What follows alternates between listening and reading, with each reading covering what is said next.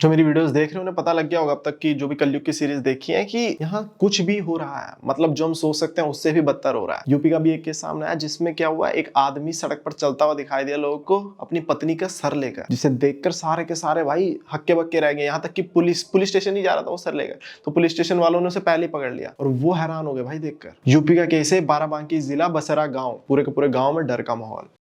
आज के वीडियो में जो केसेस डिस्कस करेंगे वो हाल फिलहाल में हुआ है एंड हस्बैंड और वाइफ के बीच में हुआ है। ये बहुत पवित्र रिश्ता माना जाता है, तो दोनों के बीच में से क्या हो रहा है कि ये केसेस भारत में इतने स्पीड से बढ़ रहे हैं और इस लेवल तक पहुंच जा रहे हैं कि सर लेकर घूम रहा है आदमी। बट केसेस को डिस्कस करने से पहले ना मुझे काफी अच्छा लगा कि तुम लोग इस टाइप की वीडियोस को देख रहे हो, क्योंकि मेरे को वीडियो के माध्यम से कुछ तो देना है यार बंदों को, है ना। मेरा मन यही था कि कुछ तो दो लोग ही सीख कर निकले, लेकिन हाँ थोड़े से जागरूक हो जाए, और वो हो भी रहा है। इंस्टाग्राम स्नैपचैट पर मेरे को तुम्हारे मैसेज आ रहे हैं कि, और वहां पर लिखा होता है कि हाँ भी एक मैसेज देखा मैंने एक लड़की का जिसमें लिखा होता है कि हम मैंने अपने ना फेक फ्रेंड्स को दूर कर दिया अपने से आपकी वीडियो देखने के बाद। मुझे अच्छा लगा, पता है क्यों? क्योंकि हम लोगों ने बहुत ज्यादा घिरे हुए हैं भाई, हम लोगों को ना डर है, हमें पता है सामने वाला फेक है, हमारा बंदा बंदी फुद्दू है, बट उसके बावजूद भी हमें है कि लाइफ खाली खाली हो जाएगी तो हम पकड़ के रखते हैं उनको। नहीं पकड़ के रखना है। बहुत सी वीडियोस में बना चुका हूँ, बहुत सी इंटरनेट पर मिल जाएंगी जहां तुम्हें पता लगेगा कि ऐसे फेक लोगों को, फेक छोड़ो तुम, ये तुम्हारी लाइफ को तबाह कर देंगे लोग। जहां तुम्हें किसी से भी नेगेटिव एनर्जी आनी स्टार्ट हो जाए ना, तुम्हें लगे कि नहीं मेरे लिए अच्छा है अच्छी नहीं है, जाने दो। अच्छे लोगों से घिरो भाई जितना घिर सकते हो।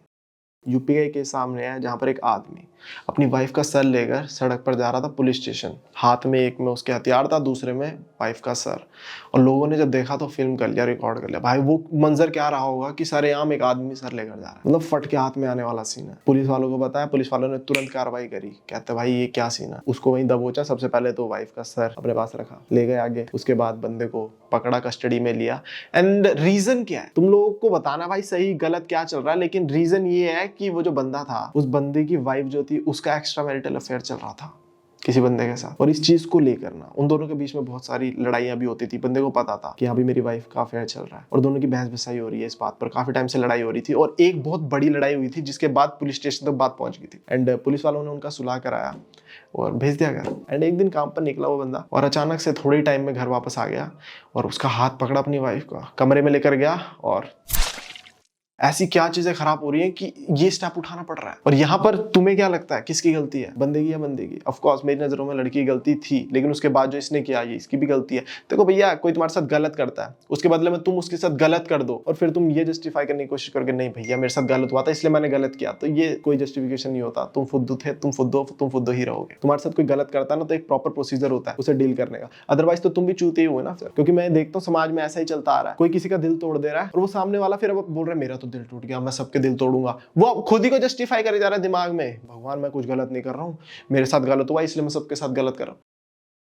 हिंदुस्तान में ना शादी को बहुत पवित्र रिश्ता माना गया भैया। 7 फेरे लिए जाते हैं, 7 जन्मों का ना एक रिश्ता बन जाता है शादी, समझ रहे हो तुम। अर्धांगिनी माना जाता है पत्नी को कि हाँ भाई अब तू आधा अंग हो चुकी है उस व्यक्ति का, तुम दोनों को अपने सुख दुख हर चीज साथ में झेलनी है भाई। वैसे में ऐसा क्या हो रहा है कि एक तो वेस्टर्न कल्चर बहुत ज्यादा अपना लिया गया अभी भारत के अंदर, नाजायज। हमारे यहाँ तो भैया ये तलाक ये सब भी हमारे वर्ड्स है ही नहीं है। सनातन धर्म में, हिंदू धर्म में कहाँ है तलाक? हमारे में तो 7 जन्मों का रिश्ता, हमारे ये वर्ड्स हैं भाई, ये है हमारा थॉट प्रोसेस। लेकिन नहीं, आजकल फोन आ गया, वेस्टर्न कल्चर अपना लिया, तो सारा यही हरकतें हो रही है। एक्स्ट्रा मैरिटल अफेयर सामने आ रहे हैं। अभी डाटा की भी बात करें आगे चल के, एक और किस्सा सामने आया था वेस्ट बंगाल का। वैलेंटाइन डे के दिन 40 साल का आदमी पब्लिक प्लेस में अपनी वाइफ का सर लेके घूम रहा था, पूरा लहूलुहान। पुलिस वालों ने पकड़ा तो रीजन फिर से वही निकला, फैमिली रिलेटेड इश्यूज चल रहे थे दोनों के बीच में। बंदे ने क्या करा, सीधे मुंह उड़ा दी।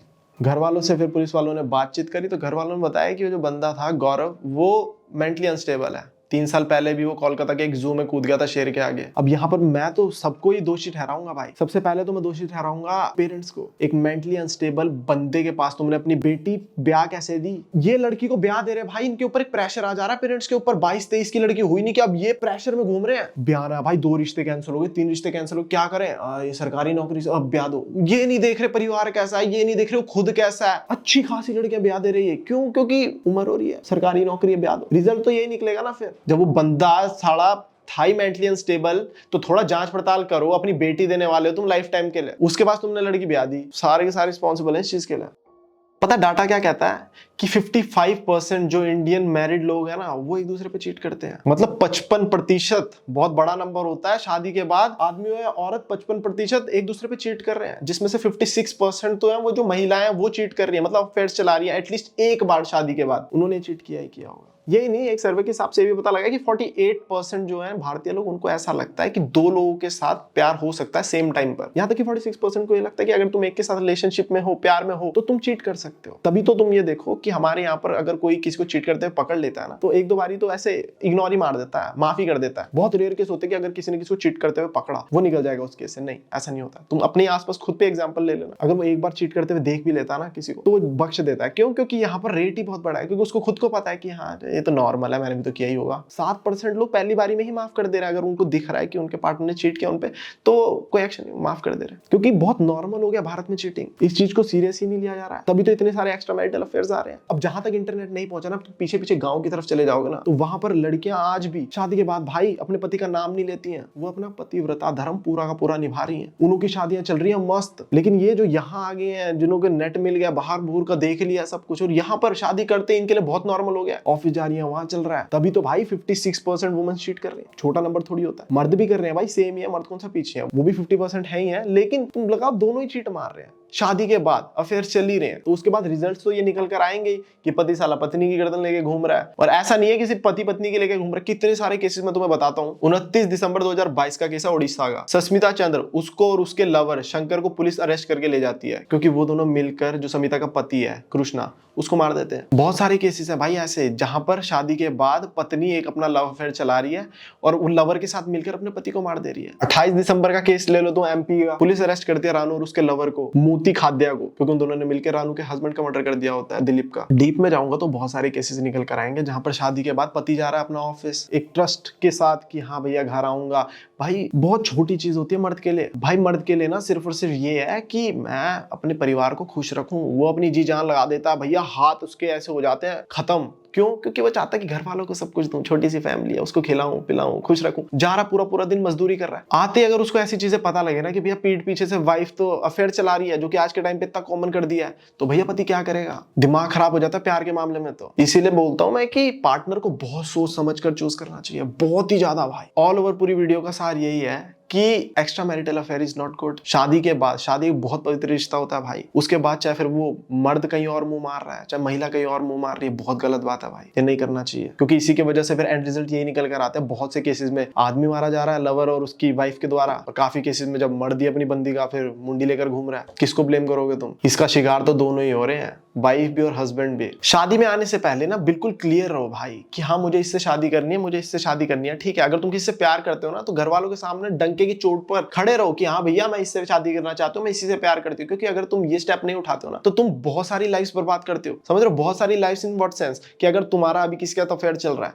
अब तुम तो साला अपने घर वालों के आगे नहीं खुल के बोल पा रही हो कि हाँ भैया तुम इससे प्यार करती हो, अब तुम अपने पापा के दबाव में आकर उस अरेंज मैरिज वाले लौंडे से शादी कर लेती हो, तो भैया सिर्फ तुम अपनी और उस लौंडे की तबाह नहीं कर रही हो लाइफ। शादियां दो परिवार में होती है हिंदुस्तान में, समझ रहे हो? दो परिवारों के अंदर, तो तुम सबकी लाइफ तबाह कर देते हो तुम। तो इसीलिए हिम्मत रखो बोलने की। और इन केस अगर शादी के बाद तुम्हें लग रहा है कि भैया तुम्हारी और उस बंदे की नहीं बन रही है, जो कि नॉर्मल है, ठीक है, काफी केसेस में हो सकता है कि तुम्हारे नहीं विचार मिले और तुम्हारी नहीं बन रही है, तो क्लियर कट बोलो कि भैया मेरे को डाइवोर्स चाहिए, मेरे मन में फीलिंग्स आ रही हैं किसी और के लिए, या मेरे मन में तेरे लिए फीलिंग्स नहीं आ रही हैं। क्लियर कट बोलकर मर्द को थोड़ा बुरा लगेगा, निकलो डाइवोर्स करके, फिर अपनी जिंदगी बसाओ। लेकिन ये चीटिंग वाला प्रोसेस क्या है? किसी के साथ होने के बावजूद काहे कोई बकैती करते हो? एक आदमी कुछ सोच समझ कर ट्रस्ट कर जा रहा है घर से बाहर, तुम मुंह मार रहे हो इधर उधर। वहीं घर में महिला तुम्हारा पूरा दिन खाना बना रही है, घर तैयार कर रही है, बच्चों को नहला रही है, वेट कर रही है पति आएगा, भाई अच्छे से मूवी शूवी देखें, कहीं बाहर जाए खाना। पति साला बाहर जॉब करने के बहाने जा रहा है और मुंह मार रहा है। बट मैं तो ये बोलूंगा हमारे में सनातन में नहीं है भैया डाइवोर्स वर्ड। हमारे गॉड्स को देखो, उनको पूजो,